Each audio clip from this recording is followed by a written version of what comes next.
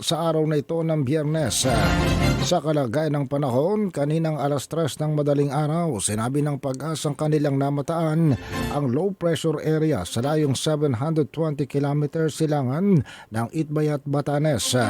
Samantala sa pangkalahatan, ang southwest monsoon naman ang nakakaapekto ang habagat sa Luzon at sa Kabisayaan. Dahil dito sa mga lalawigan ng Zambales at maging sa lalawigan ng Bataan, ang monsoon rain o habagat ang nagdadala ng mga pag-ulan.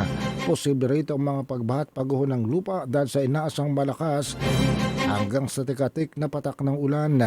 Samantala sa Metro Manila, Ilocos Region, Abra, Benguet, Tarlac, Pampanga, Nueva Ecija, Bulacan, Rizal, Cavite, Batangas, Occidental Mindoro, Oriental Mindoro at Antique, magkakaroon dito ng paminsan-minsang katamtaman hanggang sa malakas na buhos ng ulan. Sanhi pa rin ito ng southwest monsoon o habagat, posible ang pagbaha at pagguho ng lupa.